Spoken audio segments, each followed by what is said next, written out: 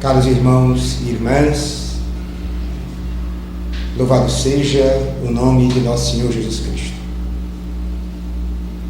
Nesta meditação que quero fazer com vocês, quero refletir juntos sobre o mistério da Igreja, na comunhão e na participação das nossas vidas como filhos e filhas de Deus. Somos batizados e no batismo somos igreja. Mas de fato, ser igreja significa muito mais do que simplesmente pertencer a uma denominação, pertencer a um grupo. Significa viver uma experiência de intimidade na unidade do mistério de Deus. Assim, a igreja que nós participamos pelo batismo nos apresenta uma realidade profundamente misteriosa e mistagógica.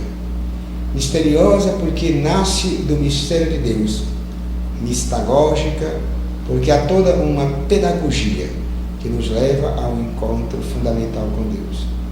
Ora, meus irmãos e minhas irmãs, igreja é muito mais do que a denominação de paredes. Antes do Concílio Ecumênico Vaticano II, até 1962, o conceito que se tinha de igreja era puramente um conceito clerical.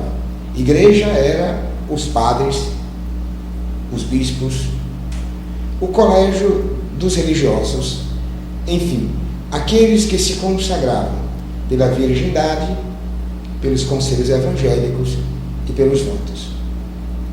Até o Concílio Ecumênico Vaticano II, esta visão tomou conta de toda a igreja.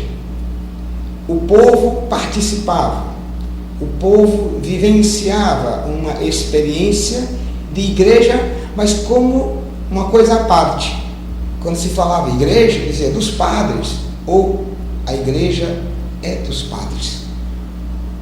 No Concílio de Trento, quando Martinho Lutero, após ter afixado as suas teses contra alguns postulados da Igreja Católica, se criou toda uma estruturação para poder mostrar qual é mesmo a função, qual é o primado da Igreja na história humana.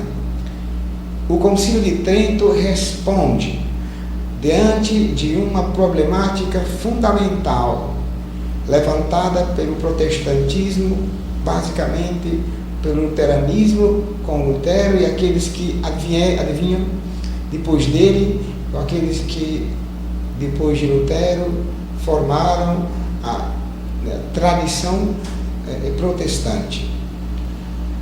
A Igreja Católica, no Concílio de Trento, se coloca como a Igreja da Purificação, ou a Sociedade dos Santos. A Igreja como um estado de santidade. Então, para ser igreja, era estar e viver no estado de profunda santidade. Assim, aqueles fora da igreja, chamado de leigos, o povo, bebia da santidade da igreja, que era o clero. Isto se deu por muito tempo. Veja que do Concílio de Trento até o Concílio Vaticano II, nós temos quase 4 séculos.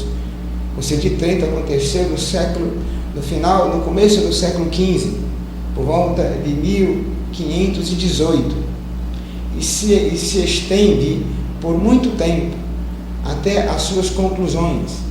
Ainda em 1600, se havia muitas dúvidas acerca das conclusões do Concílio de Trento.